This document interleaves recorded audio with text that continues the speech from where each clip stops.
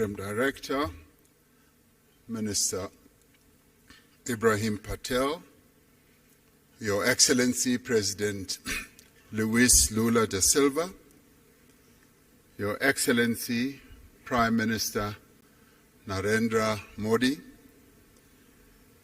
Honorable Ministers and business leaders, and Your Excellency President of the New Development Bank, Ms. Dilma Rousseff. I greet you all, and it's a great honor to have this opportunity to participate in this leaders' session of the Brics Forum. I particularly want to thank Mr. Sim Tshabalala for the report that he has just given, and particularly underline and appreciate the message that is coming from all of you as business leaders about the immense opportunities that you see in investment across the BRICS countries. The BRICS group of countries exists not only to strengthen government-to-government relations, but also to forge stronger ties between the peoples of our 5 nations. It is for this reason that several bodies have been established since the BRICS was formed to enable cooperation across society, be it in business, be it in political parties, be it in the social sector, and also in the sporting sector. The BRICS Business Council is a vital and vibrant platform for strengthening economic ties between our respective countries and in forging common perspectives on inclusive economic growth and development, as we have heard from the report that has just been tabled by Mr. Tshabalala. The changes that have taken place in BRICS economies over the past decade have done much to transform the shape of the global economy. Together, the BRICS countries make up a quarter of the global economy. They account for 1/5 of global trade and are home to more than 40% of the world's population. This agglomeration of these 5 countries has a major impact on various aspects of the global activity and life. As we celebrate the 15th anniversary of BRICS, trade between BRICS countries totaled some $162 billion last year. Foreign investment has played an important role in the growth of BRICS economies. Total annual foreign direct investment into BRICS countries is 4 times greater than it was 20 years ago. However, the new wave of protectionism and subsequent impact of unilateral measures that are incompatible with WTO rules undermine the global economic growth and development. We therefore need to reaffirm our position that economic growth must be underpinned by transparency, by inclusiveness. It must be compatible with a multilateral trading system that supports a developmental agenda, the type of developmental agenda that the 5 countries that are members of BRICS have embraced right from the onset. We require a fundamental reform of the global financial institutions so that they can be more agile and responsive to the challenges facing developing economies. In this respect, the New Development Bank, established by BRICS countries in 2015 is leading the way. Since its formation, it has demonstrated its ability to mobilize resources for infrastructure and sustainable development in emerging economies without conditionalities. Earlier, before coming into this session, I was speaking to the president of the New Development Bank, and she was outlining to me how ready and willing the New Development Bank is in terms of supporting the development agendas of various countries. And we applaud this, and we appreciate this. BRICS economies have emerged as powerful engines of global growth.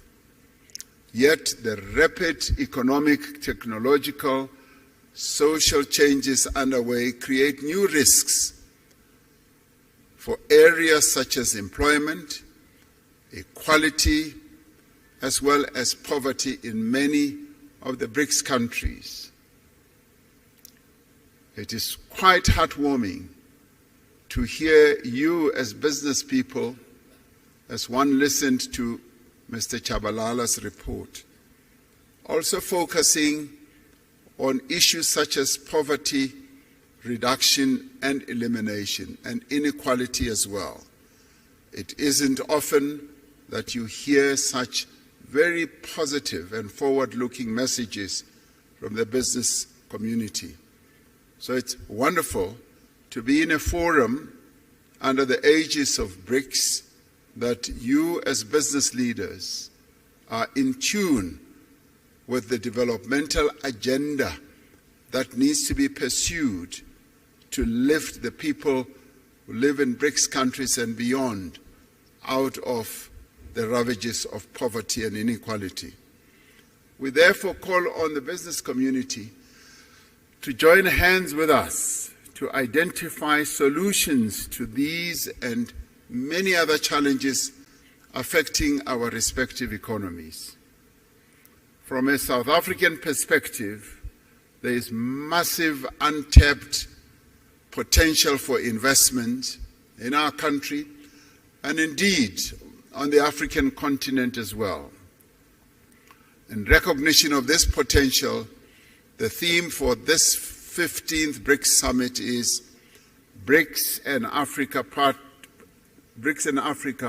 the partnership for mutually accelerated growth, sustainable development, and inclusive multilateralism.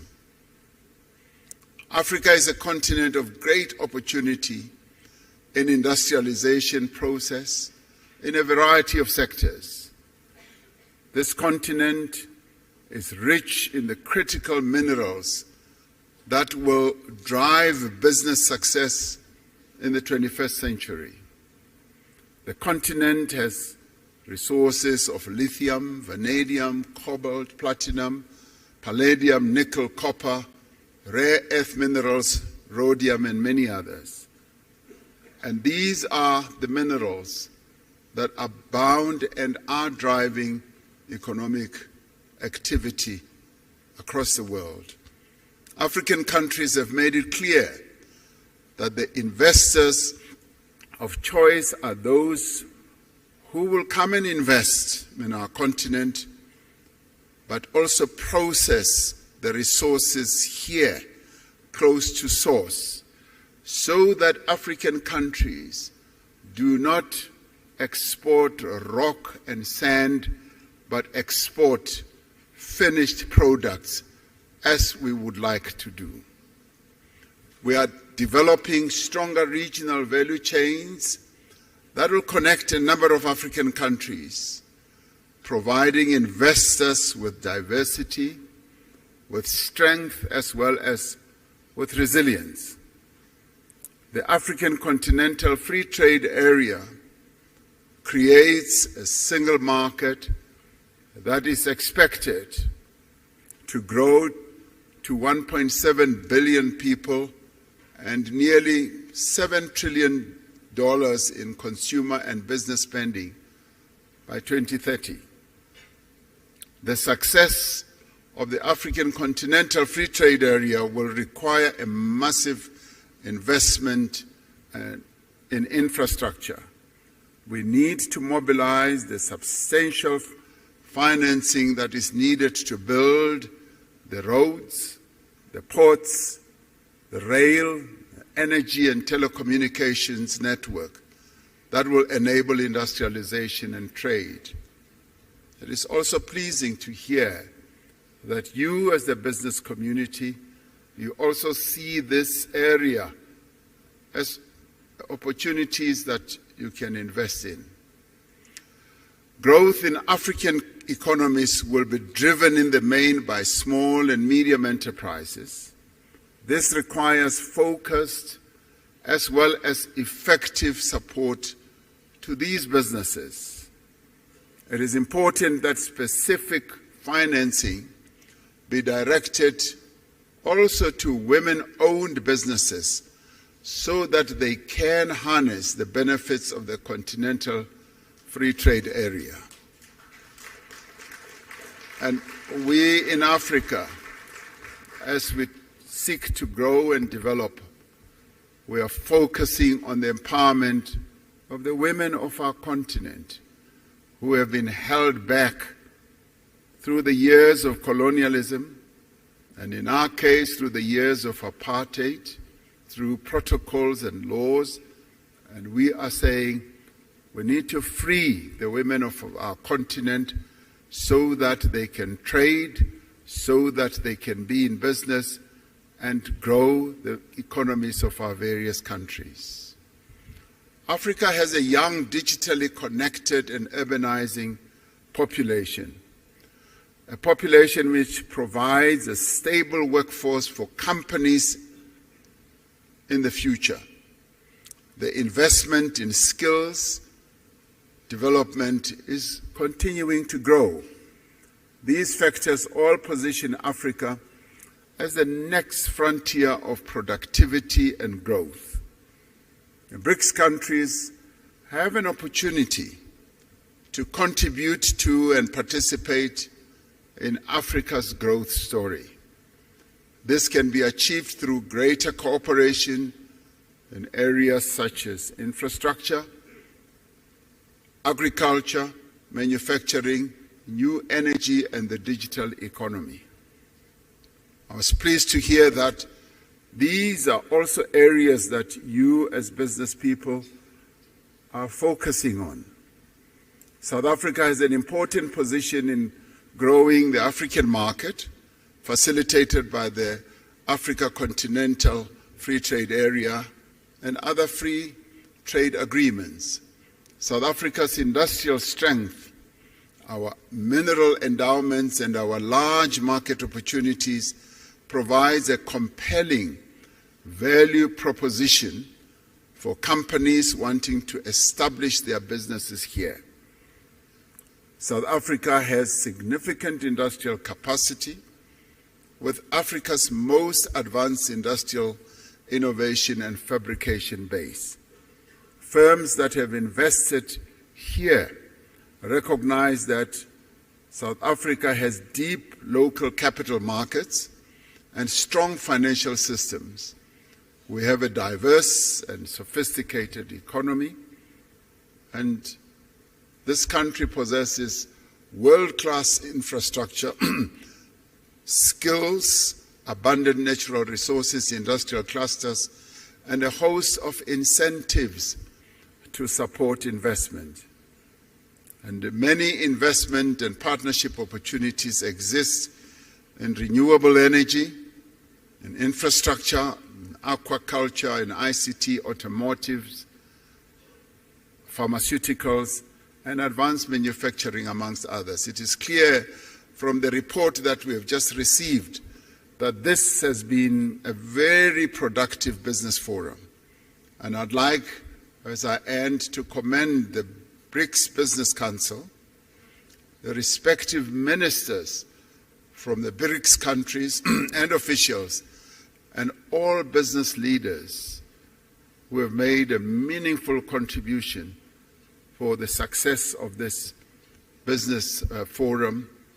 and to have all of you, almost 1,500, I'm told, to have this, what I see as a very successful business forum. I sincerely hope that your participation in this BRICS Business Forum will yield the productive outcomes that are required for us to catapult BRICS economies towards more equitable and accelerated growth. In 2 hours or so, the BRICS leaders will sit together in a retreat to discuss a number of BRICS-related matters, and one of those is the expansion of BRICS. A number of countries, some of which are represented here, are seeking to be part of this BRICS family. And we appreciate that. It goes to show that the BRICS family is growing in its importance, in its stature, and also in its influence in the world. And we will be taking into account the various desires of various countries to be part of BRICS. So we hope to take into account the report of your discussions here as well as we consider the way forward with BRICS. Your participation here really strengthens the BRICS story. It confirms that BRICS is an important player in the geopolitical and economic architecture of the world. And so we hope that it will continue to be so. Thank you very much for participating. We thank you.